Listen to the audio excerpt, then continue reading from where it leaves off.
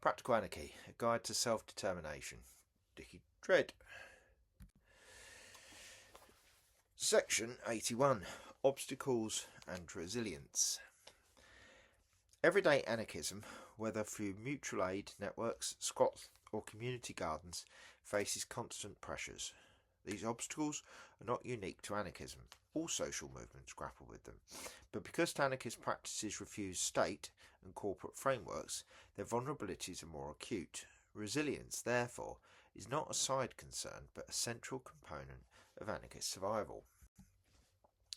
Burnout and exhaustion. Movements built on voluntary labour often run into the problem of exhaustion. Without salaries or institutional supports, activists and organisers can easily overextend themselves.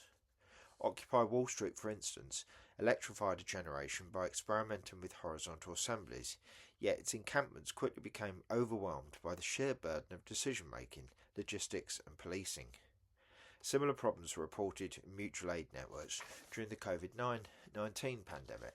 Food deliveries, care systems and solidarity funds relied on intense but unsustainable commitments. Resilience comes from recognising limits and designing for them. Some groups rotate responsibilities, deliberately institutionalise rest periods or share tasks with allied organisations. The long-standing Food Not Bombs network, discussed earlier, has survived for decades precisely because it fragments into local chapters that can flare up or pause according to capacity, rather than demanding constant mobilisation. This flexible ecology of groups allows resilience at the network level, even when individual nodes burn out. Case study: repression and policing alternatives out of existence. The state does not tolerate competition. Every attempt to carve out autonomous space eventually collides with repression, whether legal, economic or violent.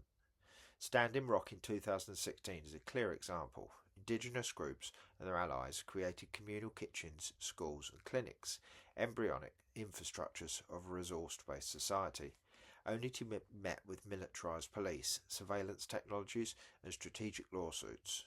In the UK, the trajectory from the Criminal Justice and Public Order Act of 1994 to the Police, Crime and Sentences in Courts Acts of 2022 demonstrates how governments continually update the law to prevent autonomous gatherings and federated protests. Case study: squatting in Europe. In Amsterdam, Berlin and Madrid, squatting movements created powerful countercultural infrastructures. Libraries, free kitchens, cultural centres, housing for the marginalised. Yet in recent decades, new laws have criminalised squatting outright, and police raids have become routine. The repression demonstrates how states defend property relations above social need. Nevertheless, some squats endure by adapting, turning semi-legal, negotiating temporary leases or embedding themselves into the broader community campaigns. Their persistence highlights the adaptability required for resilience under hostile legal regimes. Internal conflict and fragmentation. Even when repression is absent, anarchist initiatives are vulnerable to fragmentation. Conflict over strategy, resources, or identity can erode solidarity. Transition towns illustrate this tension. While some members have pushed for radical systematic critique, others preferred a pragmatic focus on local projects such as gardens or energy schemes. Squatting networks in Berlin also fracture between those who emphasise cultural spaces and those who prioritise militant anti-capitalist politics. Resilience in these cases depends on building robust conflict resolution practices, agreed methods of decision-making, accountability processes and cultures of care.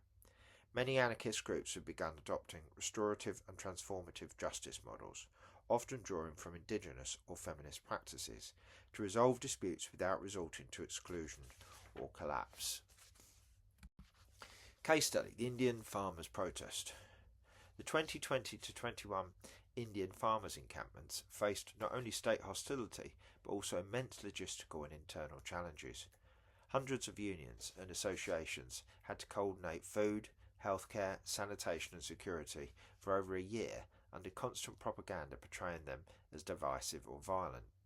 Yet through shared kitchens, rotating leadership and federated decision-making, the encampments persisted and ultimately forced the government to withdraw proposed farm laws. The protest resilience came not from unity or of ideology, but from building structures that could absorb diversity and conflict. Resilience through slowness. The modern fetish for speed can undermine resilience. Social media enables rapid mobilisation, but also accelerates burnout, amplifies conflict, and leaves activists exposed to surveillance. Some anarchist practices deliberately embrace slower rhythms, face-to-face assemblies, print newspapers, travelling delegates. These methods reduce efficiency but build deeper trust and community bonds.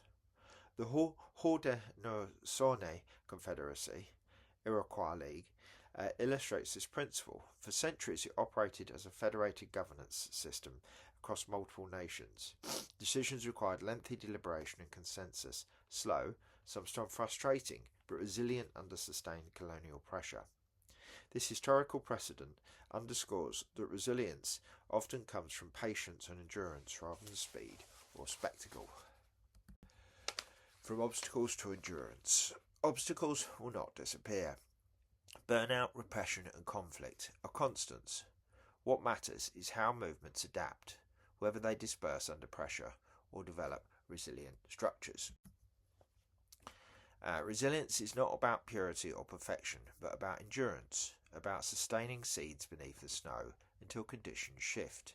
These lessons set the stage for the next section, which looks at how federations and alliances can transform resilience into long-term strength.